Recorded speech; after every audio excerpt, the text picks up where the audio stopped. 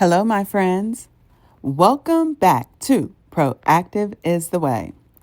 Today, we are kicking off another series to help support my desire to take all the work in which I put in to develop my life designs and bring them into fruition, and so that by the end of the year, I am well on my way to glowing up.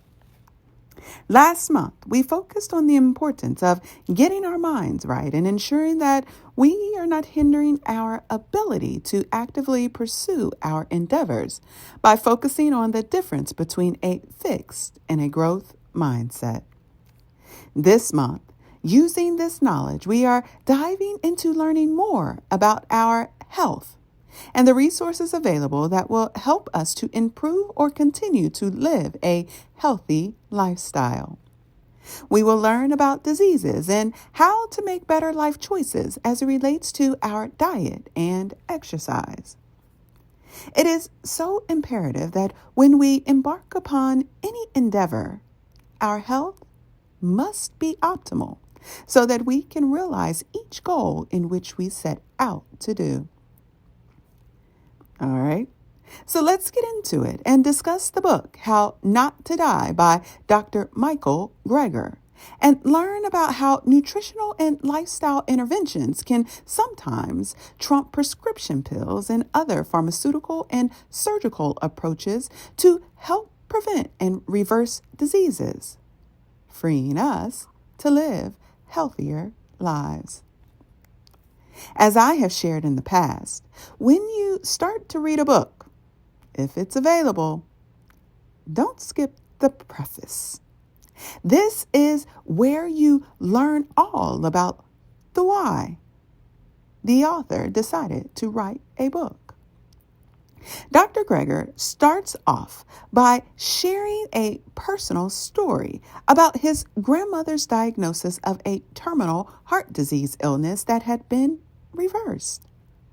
Sent home in a wheelchair to die, she was blessed to witness a segment on 60 Minutes with Nathan Pritikin, an early lifestyle medicine pioneer who had been gaining a reputation for reversing terminal heart disease.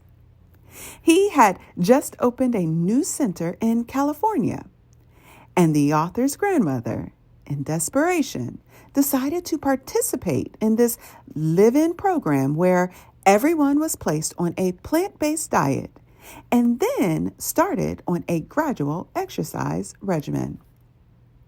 Well, when they arrived, they wheeled his grandmother in, and she walked out. Folks, she was given her medical death sentence at the age of 65. And thanks to a healthy diet and lifestyle, she was able to enjoy another 31 years on this earth with her 6 grandchildren. Astonishing. All due to changing her diet. Do you know what the best kept secret in medicine is? Given the right conditions, the body heals itself. If you whack your shin really hard on a coffee table, it can get red, swollen, and painful.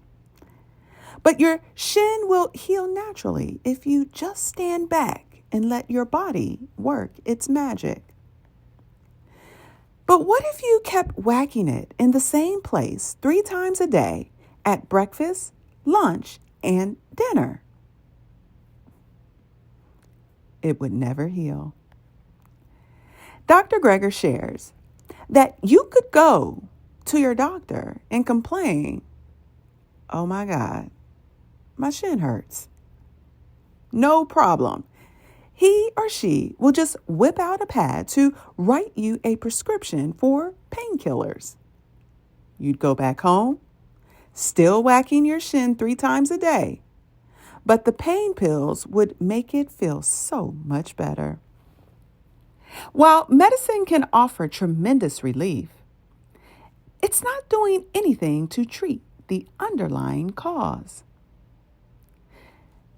You see, your body wants to regain its health if you let it. But if you keep re-injuring yourself 3 times a day, you interrupt the healing process. Well, this experience with his grandmother and understanding about the body led Dr. Greger to pursue medicine. And during his tenure in medical school and his residency, he realized that there was something seriously wrong with our healthcare system. It was a wake-up call. His eyes were open to the depressing fact that there are other forces at work in medicine besides science.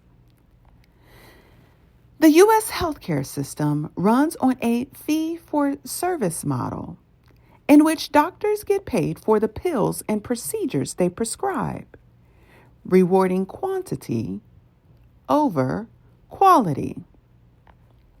They don't get reimbursed for time spent counseling patients about the benefits of healthy eating. If they were paid for performance, there would be a financial incentive to treat the lifestyle causes of disease. But unfortunately, that is not the case.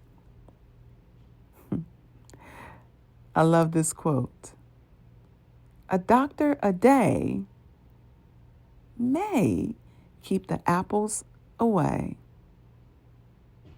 This is so sad. You know, our system is seriously flawed. But all hope is not lost. Thank goodness for people like Dr. Greger, who dared to challenge the status quo. He dared to not fight the old, but build a new road that teaches all of the ins and outs of disease and how to reverse our diseases through a simple course of action. Eat more plants. Dr. Greger partnered with a man named Jesse Roche, and he's a Canadian philanthropist who shared his vision of making evidence-based nutrition freely accessible and available to all. Jesse and his wife, Julie, partnered with Dr. Greger to put all of the research and resources that Dr. Greger found about the benefits of plant-based living and how to effectively heal the body online for free. You can find this information at nutritionfacts.org, all one word, nutritionfacts.org. It's a self-sustaining nonprofit organization that has more than 1,000 bite-sized videos on nearly every conceivable nutrition topic. Once again, folks, it is free for all. And what I love about this service or this platform is he calls it his labor of love. A true servant leader. Thank you, Dr. Greger. So back to the book and How Not to Die. You know, this book, it's really insightful. And I strongly encourage you to pick up a copy because what I am about to share, I mean, you guys, it is so high level. I think it's only like the first 50 pages, really. But Dr. Greger, he asked the question. He said, are Americans living longer now compared to about a generation ago? He said, yes, we are. But what he found is that we are actually living fewer healthy years now than we once did. Essentially, a 20-year-old in 1998 could expect to live about 58 more years, while a 20-year-old in 2006 could look forward to 59 more years. However, the 20-year-old from the 1990s might live 10 of those years with chronic disease, whereas now we are living a few more years, but with heart disease, cancer, diabetes, or experiencing a stroke. So while we have taken one step forward, we have taken 3 steps back. We are living longer, but we are living sicker. Dr. Greger shared that in public health school, students learn that there are 3 levels of preventative medicine. The first is primary prevention, as in trying to prevent people at risk, for example, heart disease, from suffering their first heart attack. Then there was secondary prevention that takes place when you already have the disease and the doctors are trying to prevent it from becoming worse, like having a second heart attack. And at the third level of preventative, they're calling this preventative medicine, folks. The focus is on helping people manage long-term health problems.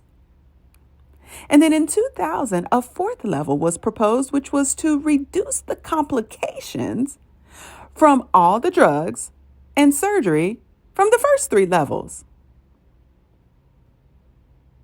Once again, pay attention to that word, preventive health care. That's very concerning. But folks, catch this. In the 1970s, there was a concept that should have came before all of these levels. It was termed primordial prevention. It was first introduced by the World Health Organization. Now, of course, decades later, it's finally being embraced by the American Heart Association. Primordial prevention was conceived as a strategy to prevent whole societies from experiencing epidemics of chronic disease risk factors. This means not just preventing chronic disease, but preventing the risk factors that led to chronic disease.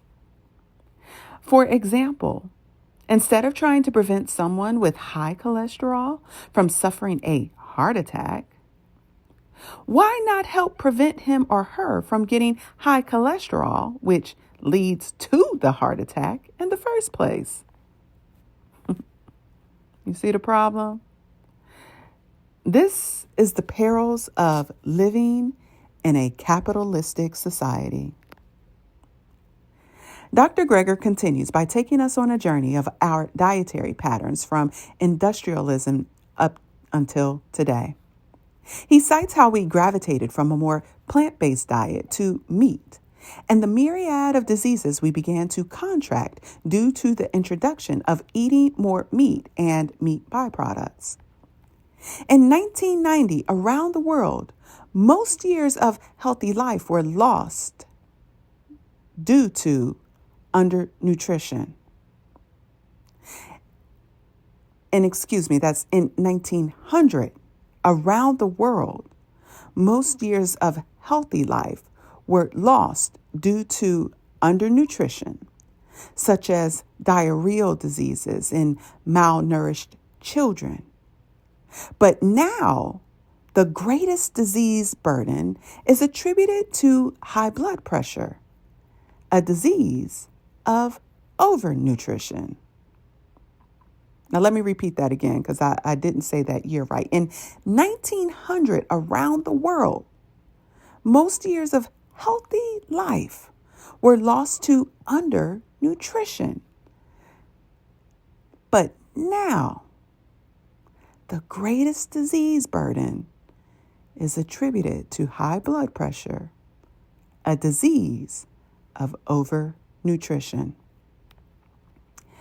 The pandemic of chronic disease has been ascribed in part to the near universal shift toward a diet dominated by animal-sourced and processed foods, such as meat, dairy, eggs, oils, sodas, sugar, and refined grains.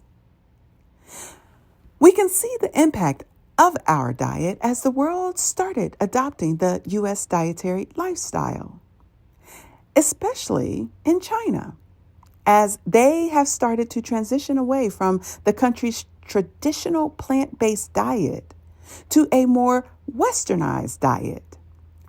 And it was accompanied by a sharp rise in diet-related chronic diseases such as obesity, diabetes, cardiovascular diseases, and cancer. So, how do we reverse this?